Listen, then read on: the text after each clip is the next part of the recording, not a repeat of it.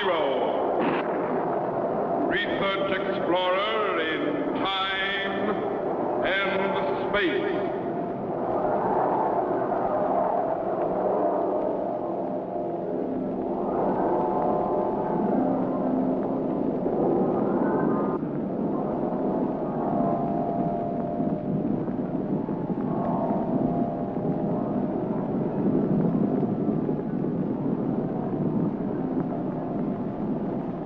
Somewhere, in a remote, uncharted region of the planet called Earth, stands the laboratory of Captain Zero.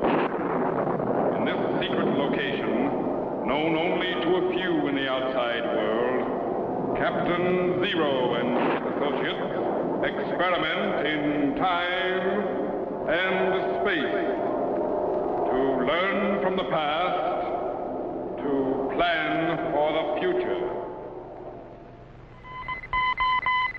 Contact been established. We now transmit you direct to the laboratory of Captain Zero. Please stand by. Zero to Jet. Come in, Jet. Over. Jet to Zero. Come in, Captain. Over. All secure, Jet. I'll contact you when I'm ready to land. Zero. Over and out. Yes, sir. Jet, out.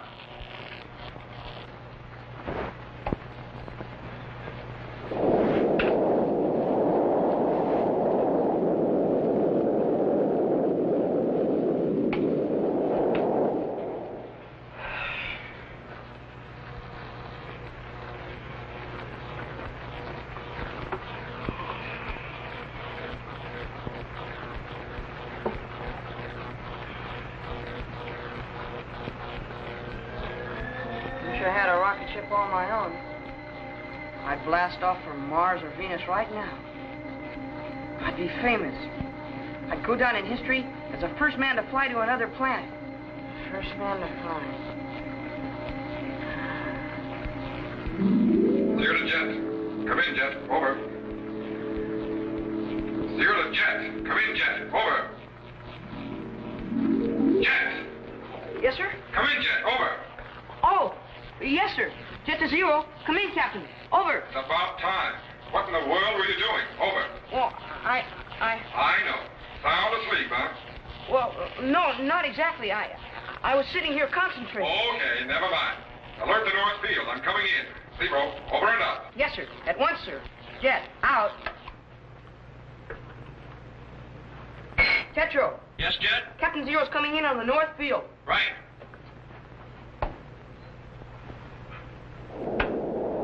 Here she comes.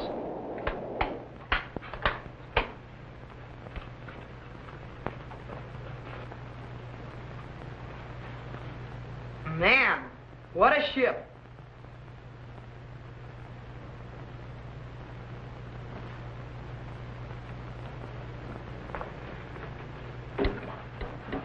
Golly, wish I'd been born a couple of 100 years ago.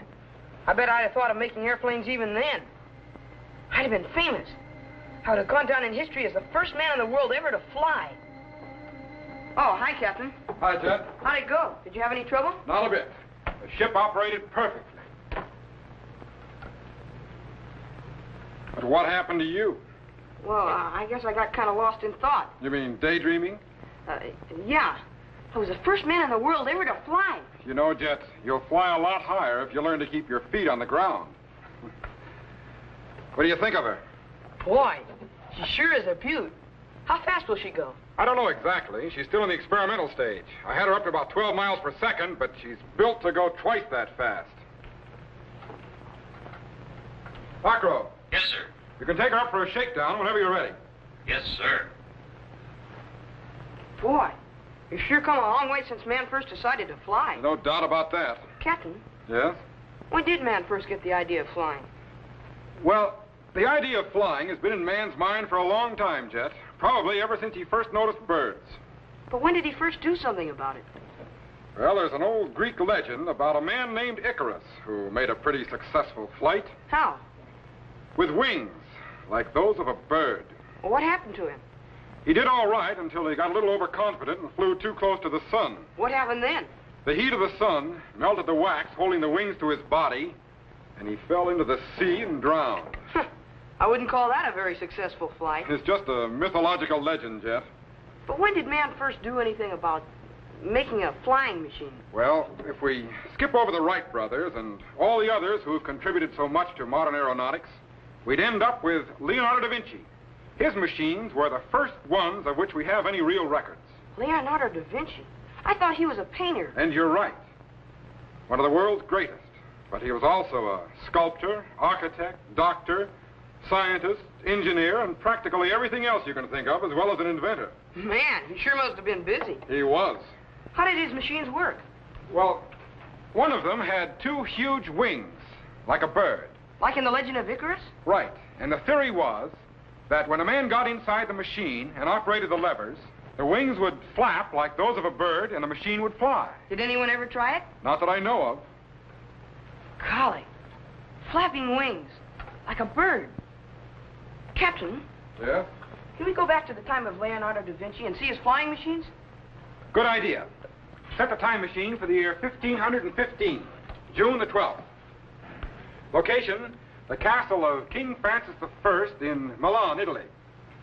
Bring up the voltage to 400,000, thermogauge 20.965, stand by to activate the cycle reactor. Yes, sir.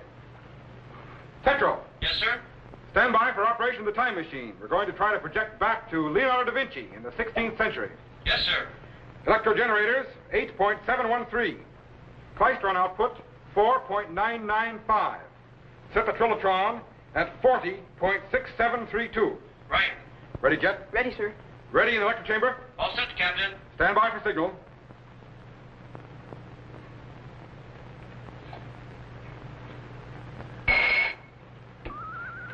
Activate the cycle reactor.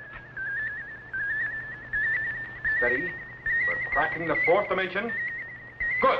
We're projecting back into time.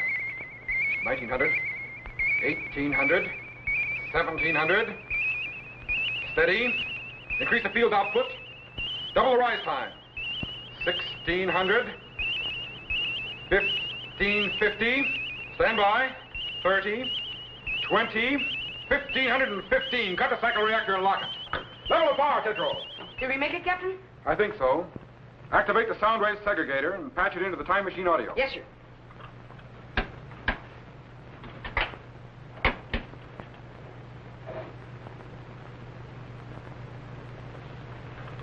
All set, sir. Stand by to activate the view screen. Yes, sir. Bring up the beam focus. Check Orth multiplier. Check target voltage. Increase image acceleration. Golly, what's that? That's the castle of King Francis I in Italy. But I thought we were going to see Leonardo da Vinci and his flying machines. We are. But in the year 1515, Da Vinci was the royal painter. He lived in that tower on the right. Stand by to refocus inside. Yes, sir. There he is, Jet. Leonardo da Vinci, considered by many to be the greatest genius who ever lived. Golly, what's he doing? He's working on the Mona Lisa, one of his most famous paintings. He started it many years ago, but he died still feeling it was unfinished. What's that funny-looking thing over there on the right? That's Da Vinci's model of a 10-barrel gun, the forerunner of the modern machine gun. He also had ideas for tanks, armored cars, and many other instruments of war centuries before they were ever built. Da Vinci was far ahead of his time, Jet. In fact, it wasn't until our own century that his greatness as a scientist was fully realized. For instance, there's his model of a swinging bridge, a projector, and sketches of pulleys and many other things. Criminy, what's that? That's Da Vinci's model for a helicopter. That aerial screw was meant to be turned by manpower at a speed to lift the machine and its occupant into the air. Of course, manpower would never have done it. But if Da Vinci had had a motor, that helicopter would actually have flown. Golly. Captain, look. Is that another model of a flying machine? That's right, Jet. Leonardo developed the principles of both vertical and horizontal flight. And that machine is the original forerunner of powered aircraft, conceived almost 4 centuries before man finally got off the ground.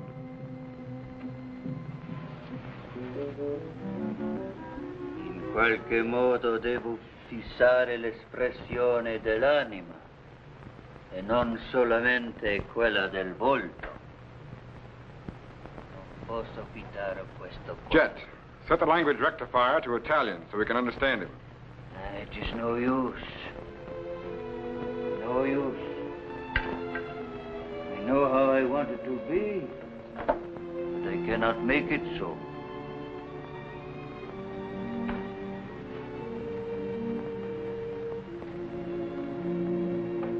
Life is now short. What have I completed? Nothing. My inventions, my painting, my studies, all unfinished. And so little time left.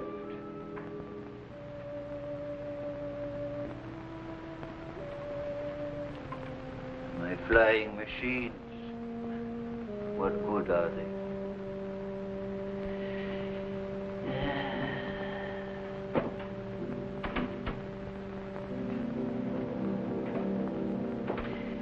My studies of birds in flight, my experiments on air currents, what could possibly come of them?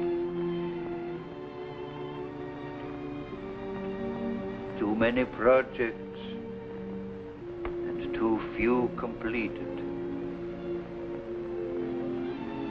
What is the use to go on? Who will know or understand? Wasted. Wasted. Captain, he thinks his life is wasted. He thinks he has done nothing. That's the way it is with great men, Jet. The more they learn, the more they realize is yet to be learned. But isn't there some way we could show him how important his work is? Maybe. Maybe there is. Stand by to activate the materialization chamber. Perhaps we can show him. You mean we're going back to the 16th century? No, we're going to bring Da Vinci to the 20th century. Stand by. He's materialized out of the 16th century, Captain. Good. Watch the chamber. He should be coming in. Proton neuron waves are entering the electrostatic field. Golly, I wonder how he's going to react. He's transforming from electrical impulses and beginning to materialize. It's coming in. He's in. Signor Da Vinci. What? Who are you? Where am I? How did I get here? Don't be alarmed, Mr. Da Vinci. We're your friends. We brought you here. But how? And why? And what sort of place is this? This is my studio, you might say, where I experiment in time and space. Time and space. Ah, yes. I, too, have made some experiments in space and models of flying machines. But I fear it is for naught. No, Mr. Da Vinci. I'm going to show you what has become of some of your ideas and experiments. What has become? Do you not mean what will become or what might become? No, what has become. You'll find this difficult to believe, Mr. Da Vinci, but you are now in the 20th century. The what century? The 20th. Oh, I see. Strange, I could almost believe I were awake. Yet I know this can only be a dream. Come with me, Mr. Da Vinci. Of course, of course. Coming, Jet? Later, Captain. I want to have another look at Mr. Da Vinci's flying machines. Okay.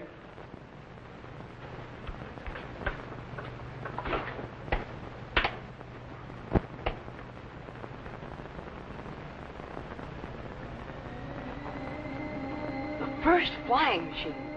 Golly, I wonder if it would really work.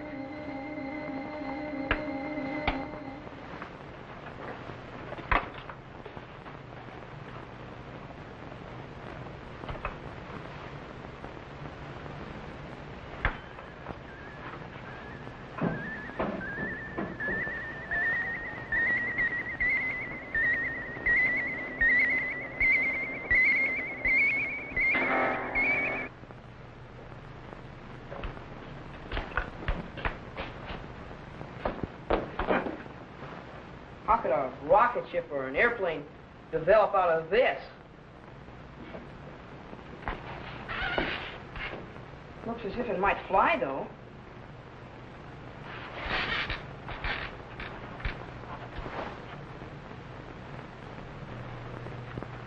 The one thing you lacked in your time, Mr. Da Vinci, was an efficient source of power. This is part of our equipment for generating electrical power here at the laboratory. Unbelievable. Simply unbelievable. Come, I still have more to show you.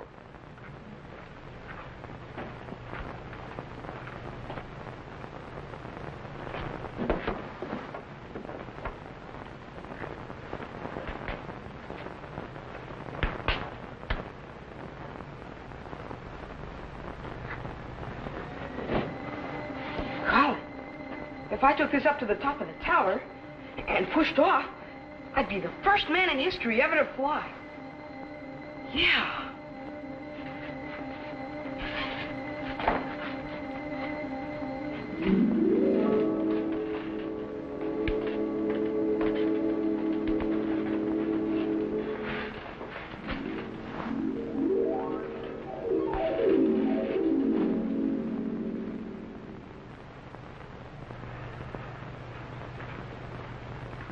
And there's our latest development in air and spacecraft, the rocket ship. Fantastic. Utterly fantastic. There's still more to see.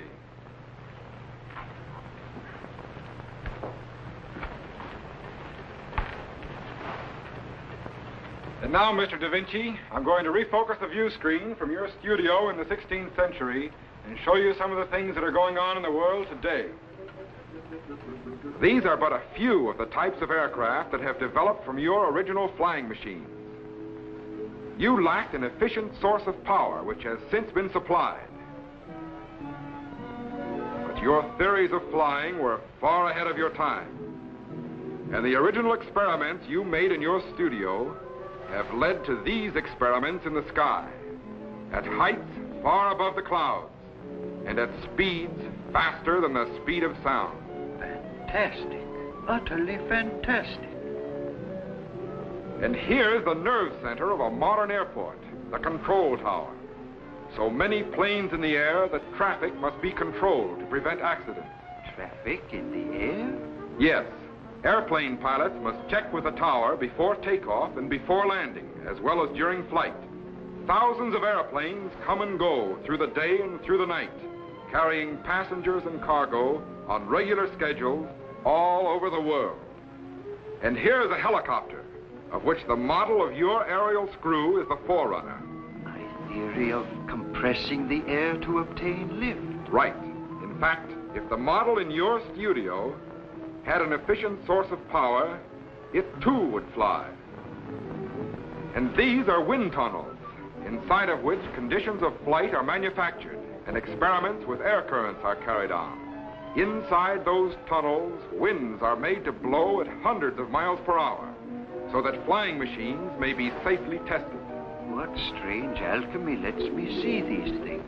And here's the latest development in powered flight, an experimental flying platform developed in the United States. Where? In the land that Columbus discovered during your lifetime. Now I know I'm dreaming. No, it's true, Senor Da Vinci.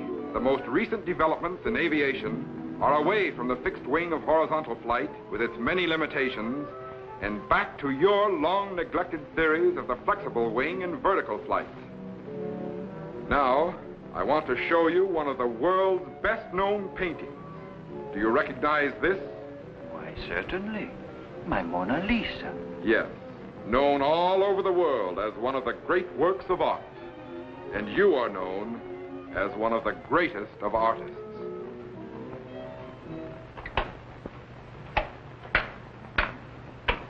And now, Mr. Da Vinci, I'm going to send you back to your studio in the 16th century. Your life has been most worthwhile, and you still have much to do. Yes, yes, my studies and experiments are certainly not in vain. Now, if you'll just sit in the chamber there. Yes, yes, of course. And thank you, whoever you are, for conducting me through a most fantastic dream. Goodbye, Mr. DaVinci.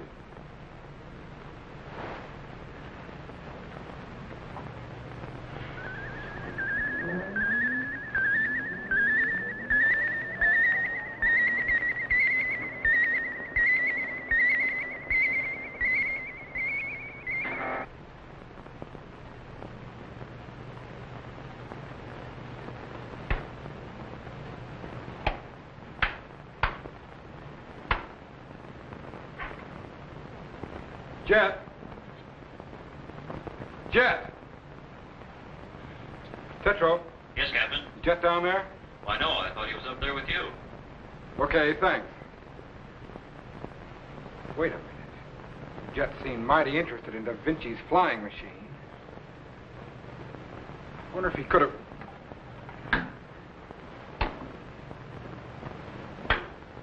Gone! The machine has disappeared and so has Jet.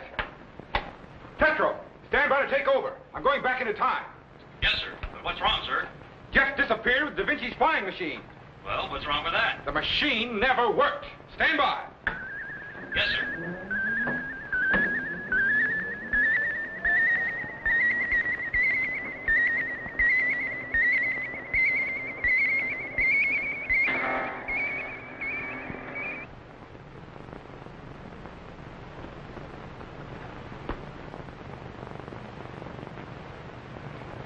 I'll bet he's gone up on the roof of that tower.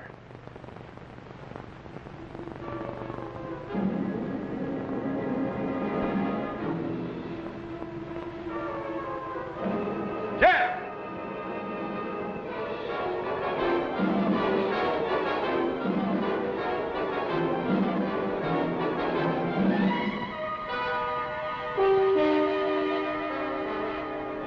Everything seems to be operating all right.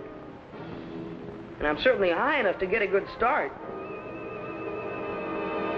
Colin, if this thing works, I'll be famous.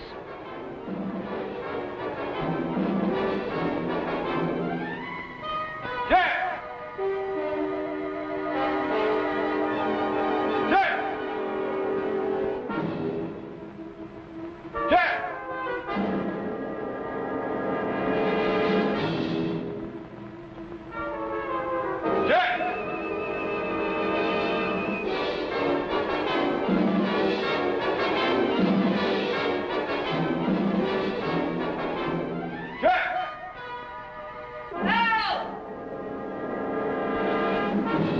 Oh, no. Captain! Help!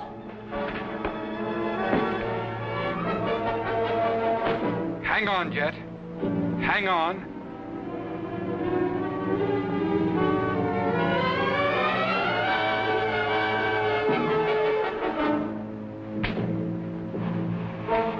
I'm almost there, Jet. Hang on. Hurry, Captain! Hurry!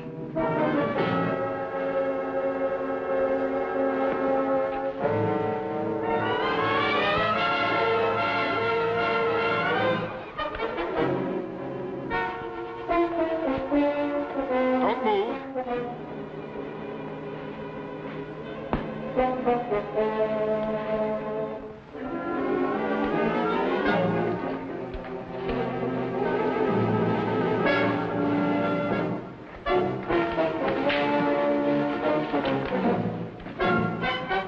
What's the matter with you, Jet? You trying to get yourself killed? No! I just wanted to be the first man in history ever to fly. You almost were. Straight down. Tetro, take us back.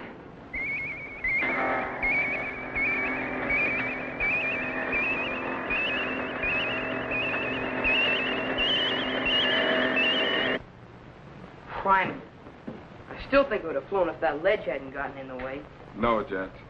Even though Da Vinci designed machines for flying way back in the year 1515, it wasn't until 1903 that man actually flew under power. Colin, almost 4 centuries later, That's right. Da Vinci really was ahead of his time. Yes, but once we got off the ground, we really moved fast. and there's no telling where it will end.